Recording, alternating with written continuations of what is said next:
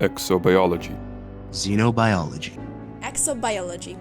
The best way to get credits. The best way to get credits. The best way to get credits. The best way to get credits in Elite Dangerous. But what's the best way to go about it? Well, tag along and I'm going to teach you or expand your knowledge on the field of exobiology.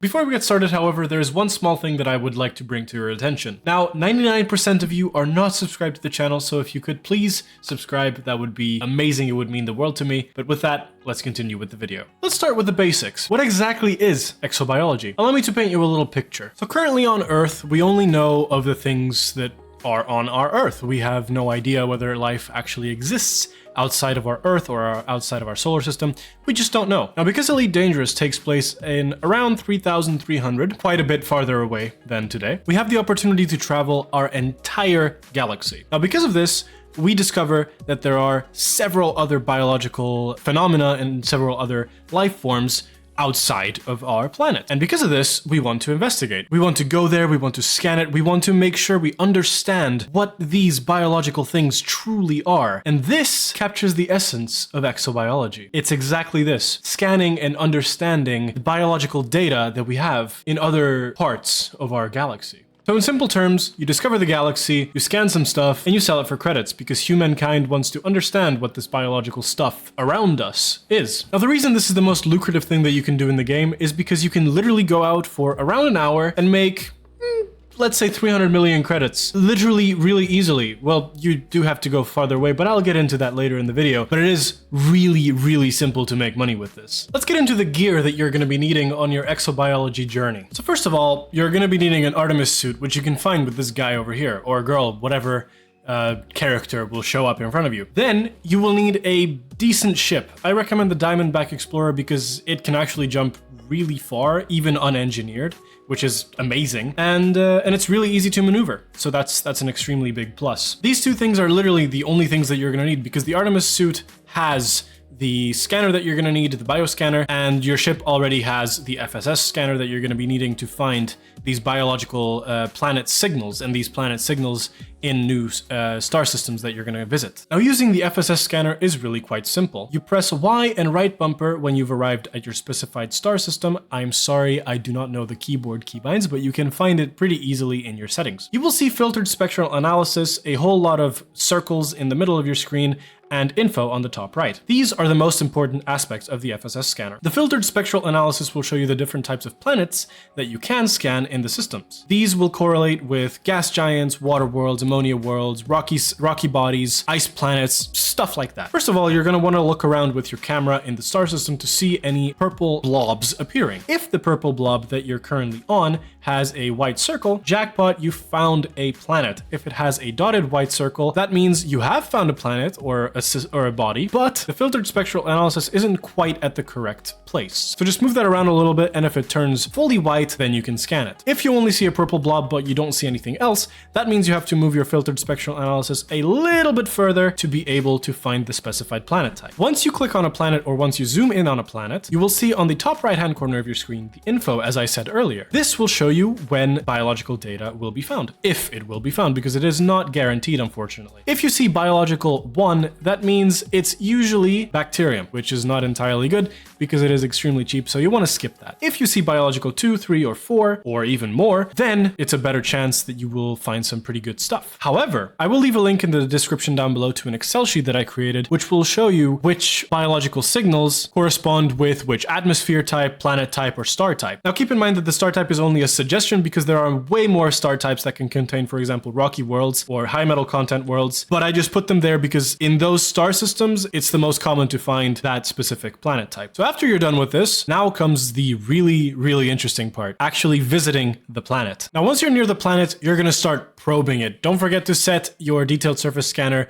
to a fire group because then you're not going to be able to use it if it's not set. Now, after you probed it, you're going to see a variety of things on the planet, biological information or biological data points. These things are the ones that you are going to need. Now, switch to the type that you want. consult my Excel sheet if you need it, or consult anything else that you find useful. And with that, find your preferred biological data point. Stratum, Clypeus, Osseous, tussock, whatever is on the planet and whatever you want, make sure to select that, and then it's going to show you little blue spots that you can land on. The lighter the blue on this spot, the more flat the terrain is, and for some biodata that is actually extremely helpful because you can only find them on flat areas. Now, the darker the blue, the more hilly it is, which is good for other data points because those will appear more frequently or only on the hilly areas. But as I said, some only appear on the flat areas. Oh, and also pro tip, do not go really fast because you will flatten your ship, and that's just not going to be fun because if you already did some exobiology before, you are going to lose all of your data. So please,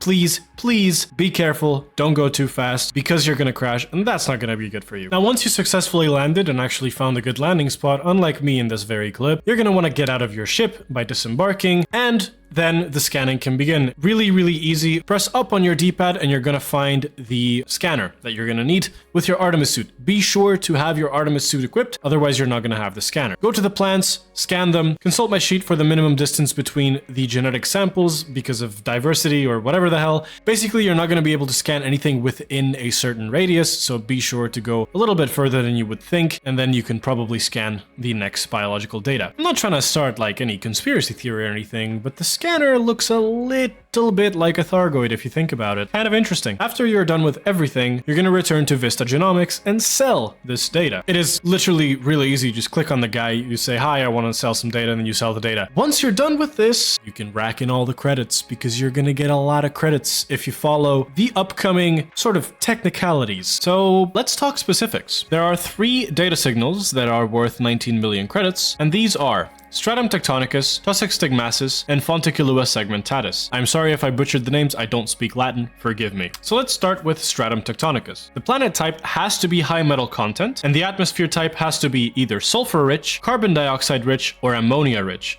It cannot be sulfur, carbon dioxide, or ammonia, it has to contain rich. The star class that is capable of housing these planets is usually F, K, or M, but there are other star classes that will house them, it's just these star classes are the most common. The stellar mass from most to less common for high metal content is E, D, C, B, and A. A good thing to keep in mind is if a high metal content with the right conditions has a biological data signal, only the ones with 2 or 7 gives the highest chance of Stratum tectonicus to be on that surface. So just keep that in mind because that can be quite important for your research purposes and your scanning purposes. Next up on the list is Tussock stigmacis. The planet type has to be a rocky body and the atmosphere type has to be sulfur dioxide, not rich sulfur dioxide. The stellar mass from most to least common for rocky bodies is E, D, C, and B. The star class can either be B, A, F, or G, but of course, as with Stratum tectonicus, there can be other star types that house rocky bodies as well. It's just these tend to be the most common. A good thing to keep in mind though is Tussock stigmacis is really hard to find unless you look really, really hard at the luminosity of stars within the system. And last but not least, we have Fonticulua segmentatus. The planet type has to be icy or icy rocky, the atmosphere type has to be neon rich or neon, and the star class can be literally any cold star. It just has to be a cold star. Also note that I had a hard time finding it, but you probably will have a better time looking for them around Proto or T or L class stars. And now for the part that y'all have been waiting for, how to maximize these earnings. So basically, you're gonna want to jump like 5,000, 4,000, 5,000, basically wherever it hasn't really been discovered. You want to jump there with a fleet carrier, or you want to jump there with your own ship from the bubble, because the bubble has already been discovered, all the first footfalls have been done, all the first discoveries have been made, so you want to go a little bit farther, but not on the highways that people usually take. So avoid hotspots is pretty much what I'm saying. You can find these hotspots with EDSM or literally any other Elite Dangerous helper. A rule of thumb though, just avoid nebulae that have names, pretty much. You know, the ones like Crab, California, Heart and Soul, stuff like that. So once you've jumped to these locations, you should basically do what I've been telling you up until this point. You want to use your FSS scanner, you want to do your planet probing, you want to go scan the biological data signals on the planets, and if you find ammonia worlds, water worlds, or Earth-like worlds, you also want to scan those because they can actually give a hefty profit. 1 to 2 million. I know it isn't much, but I mean, hey, you're literally just probing the planet. You don't even have to make first footfall or anything. So once you're done scanning, you bring back your data to Vista Genomics, and here is where you actually rack in the money. I'm going to talk a little bit about these first discovery bonuses and the first footfall bonuses, just to give you an idea of the difference in money making between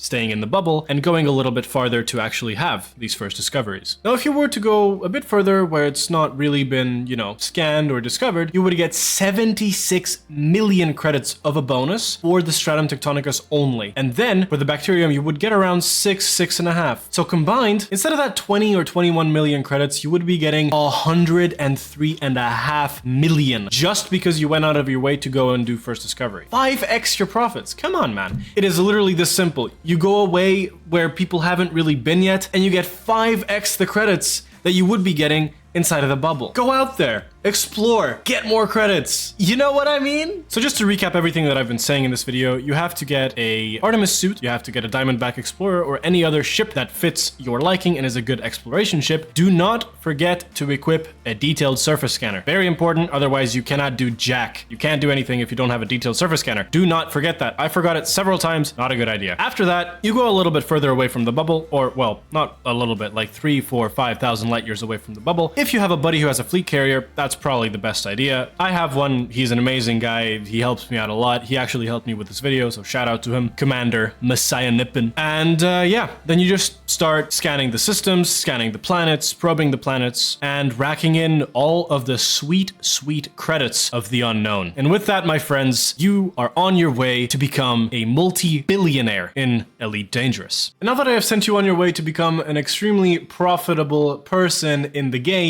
I would like to wish you guys farewell because I have reached the end of the video and we have reached the end of the video. So with this, I would like to ask you to like the video if you liked it, subscribe if you want to follow me and get more Elite Dangerous content in the near future. And yeah, thank you guys so much for watching and I'll see you guys next time.